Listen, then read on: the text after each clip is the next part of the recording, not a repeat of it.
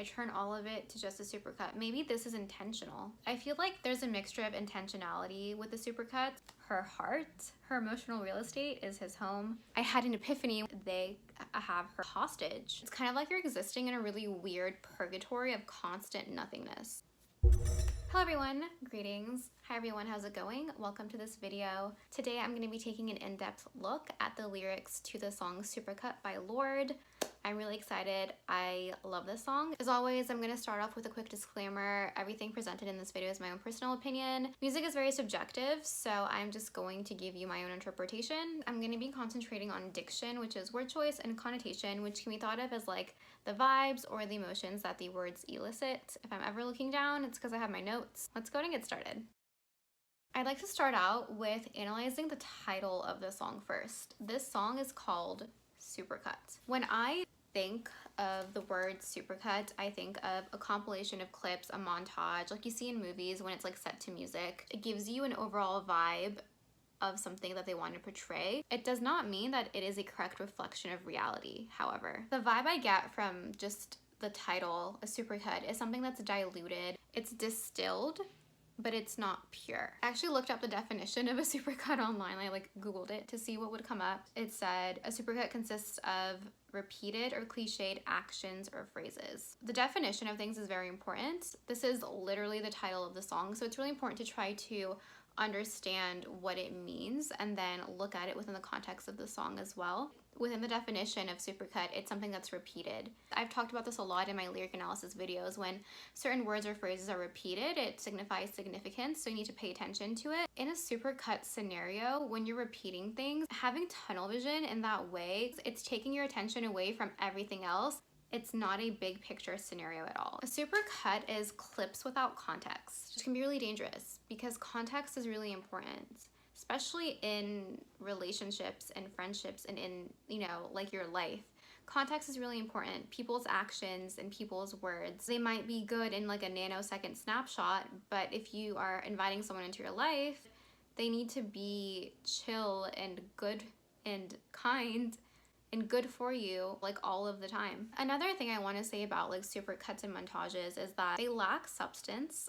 You're not actually living or experiencing anything. You are living in memories, and not even like a full memory, but in a very, very specific nanosecond of a memory, and you're not learning and you're not growing and you're not living. Life only exists in the present, and if you are just ruminating on a supercut montage of something, you're not really living. It's kind of like you're existing in a really weird purgatory of constant nothingness.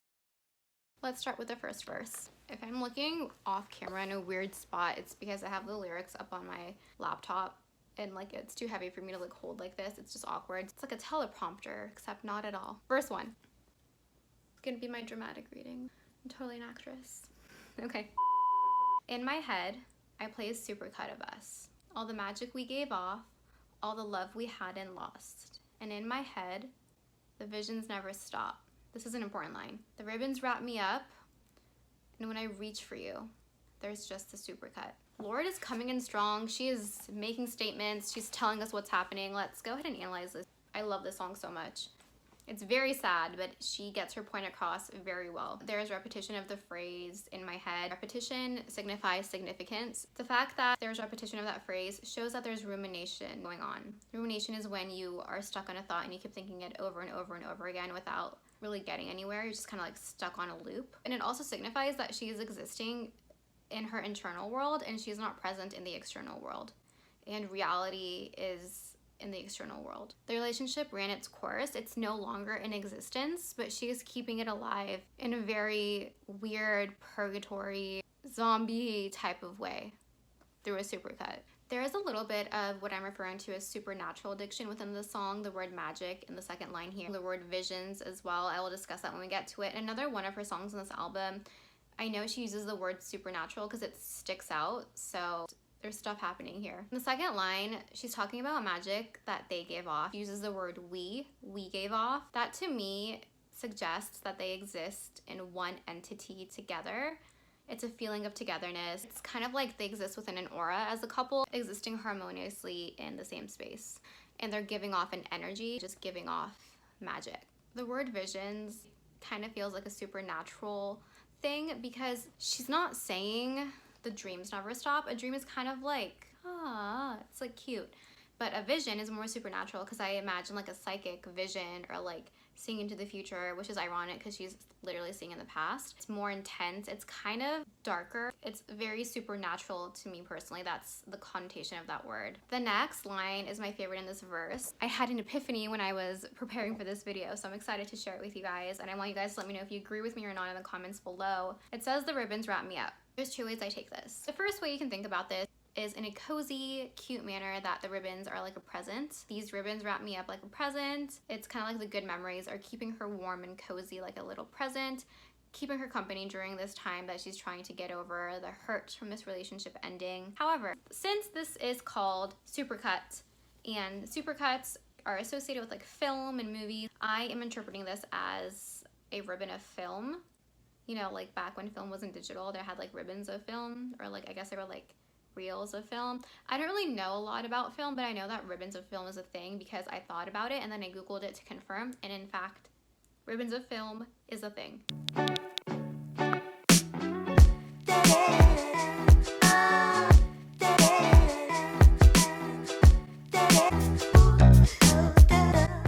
So I am envisioning something not cute or cozy, which is not on brand for me at all. I usually interpret things in a cute and cozy manner. These ribbons of film are representing the relationship. In her mind, she has everything filmed. She can play whatever she wants. She's only playing the supercuts though. These ribbons of film are a documentation of her relationship. They have a hold on her. They're not letting her go. Imagery wise, she is literally being attacked and wrapped up by these ribbons of film, and they have her like hostage. She's restrained. There's like a ribbon of film like this. She can't escape, and she's like, this is our relationship. This is our supercut. It has a hold on me. She's like stuck. This is a very powerful image. Lorde is like brilliant. This is great. I enjoy this image immensely. I understand the pain she's going through, because this is something that you do subconsciously. You're aware kind of that you're like, oh no, I'm stuck, but you're also like, this is nice. But when I reach for you, there's just a supercut. The phrase reach for you, if you think of it in the context of how I'm interpreting it, is kind of ironic and kind of sad, because she can't really reach for anything because she's like wrapped up in the ribbons of film. It's kind of like she has no power, because the memories of the relationship have the power, and they're like, no, this isn't over. The last line of this verse, the word just, kind of breaks my heart a little bit, because she's trying to reach for him, for the relationship, for something of substance and value, but there's just a supercut. There's no reality left behind. It's just an edited half picture misrepresentation of the past. There's no 360 viewpoint here. It's just tiny slivers, and that doesn't add up to anything of value. In your car, the radio up. In your car, the radio up. In your car, the radio up. Sorry. We keep trying to talk about us. I'm someone you maybe might love. Ooh. That's painful. I'll be your quiet afternoon crush. Be your violent overnight rush. Make you crazy over my touch. Her touch, not me. So in this song, Lorde's supercut includes the not so great part as well. This is a part of the relationship that's been significant, so that's why this is in a supercut. This is going back to a memory. They're having a difficult discussion. He maybe might love her. Love should not have those two qualifiers in front of it. Maybe might love. Girl. So the maybe and the might, that's repetition of two passive almosts. No. That's really heartbreaking. That's very sad. If you feel like someone feels like that about you, you kind of feel small. There is a lack of clarity in the relationship at this point. There's repetition of those two types of words. Again, like a passive, almost, maybe. And the repetition of those two words with a similar definition reinforces what was felt during this time. It makes it significant. It just really, really tells you there's a big lack of clarity here. Kind of makes me feel like she was getting strung along. She seemed to be more invested than he was, perhaps. And the fact that when they're in their car, the radio is up. Why is there a radio up when you're talking about your relationship and you're telling her that you maybe might love her? I feel like you should turn the radio off for that type of conversation. That's like another red flag for me, honestly. Like, what song could possibly be playing that you're like, the radio is up when you're having that conversation? Only song I'd be okay with playing during that time is like a Third Eye Blind song, one of the last 3 songs on their first album, because those are like my strict no skip songs. But other than that, like, come on, man. Let's look at the diction. Quiet afternoon crush. A quiet crush.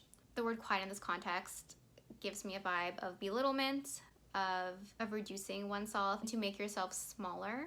A crush is not a relationship. It's kind of like a childish thing. The afternoon is a very short time period. I would argue that the morning time and nighttime are much longer. An afternoon is just kind of like a blink in the day. You're just kind of like, oh, okay. And it's like done like that. The sun is bright during the afternoon. So if you're considering a supercut to comprise of just a highlight reel, and you think of the afternoon being a very bright and airy and fun time, this kind of goes with that vibe. However, Lorde is incorporating the not so great parts of the relationship as well. She's only thinking of the important parts, good and bad. When I think of afternoon, she's just had lunch and you're just kind of like tired. It's like a lazy Sunday afternoon.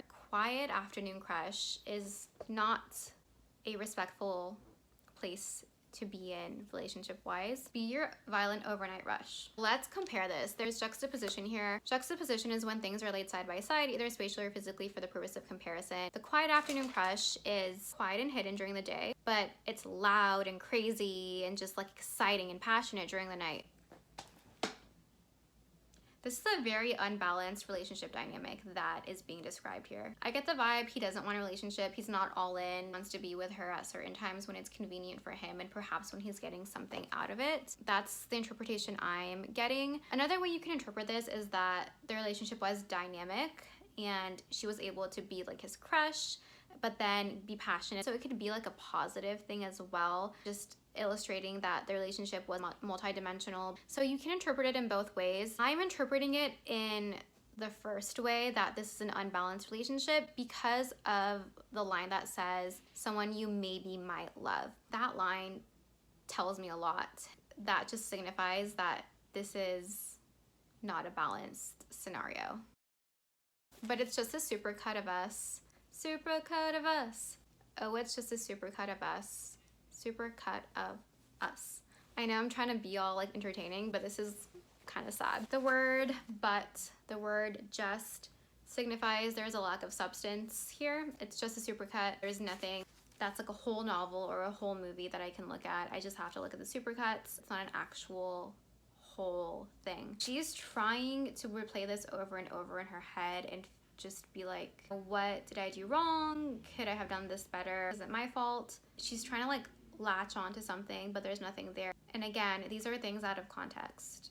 It's not going to be the whole picture. Sometimes you can't figure out why something happened. It just did. It is what it is. Just the fact that it didn't pan out is reason enough to just accept it and let it go. Because if something is truly meant for you, it'll work out. And if there are any issues, there will be open avenues for you to resolve those issues. But if something just has closed door, it's just not meant for you. All this rumination on whatever happened, I feel like he's not thinking about her in terms of a supercut like that, or in the same way that she is, because she's trying to figure out like what happened to this relationship.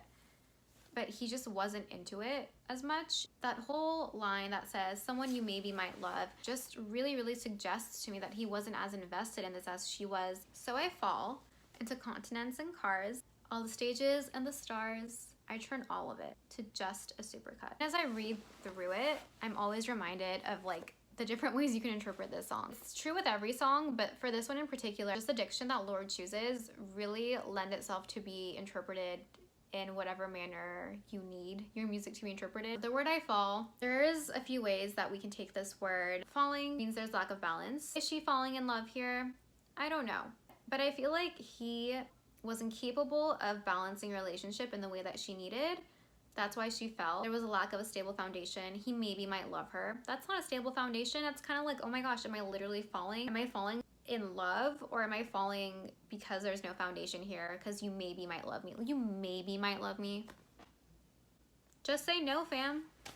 But since it says she's falling into continents and cars, Is she falling into like distraction, continents, and cars? So for her work, she has to travel, she has to tour. Is she just throwing herself into work? Notice that she's saying she's falling into, I-N-T-O. She's not falling onto, O-N-T-O. Like if you're falling on a continent, like you would fall on it. Actually, maybe you can fall in it. My initial response to seeing the word into gave me a feeling of being consumed by something, like you're falling like inside something, so you're being consumed by that particular thing. This can be in the context of like travel, tour, work, distractions. I read a lot of notes about this. Is a distraction a part of the relationship, or is she falling into distraction instead of falling into love? There's an unstable footing. Perhaps better she fell this way. She fell into a distraction instead of falling in love with someone who cannot reciprocate it.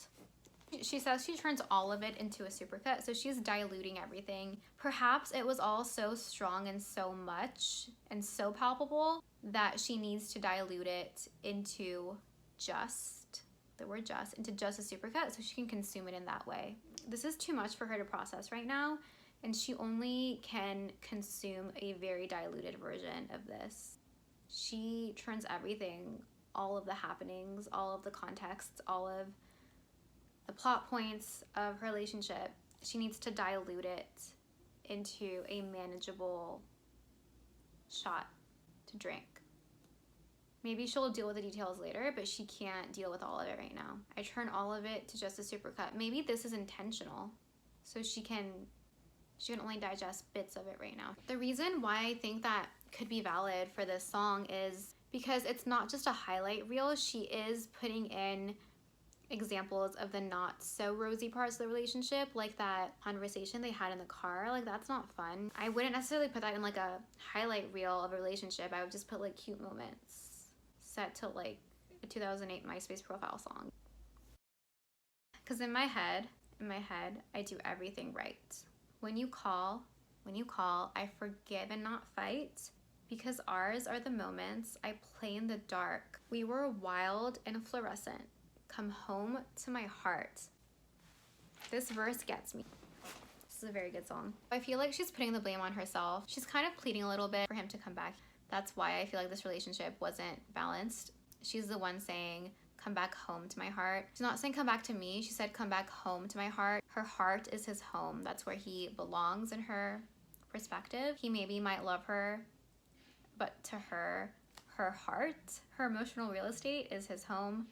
So this was not a balanced relationship in my opinion. This further supports that claim that I'm making. Again, she's ruminating. In my head, I do everything right. When you call, I'll forgive and not fight.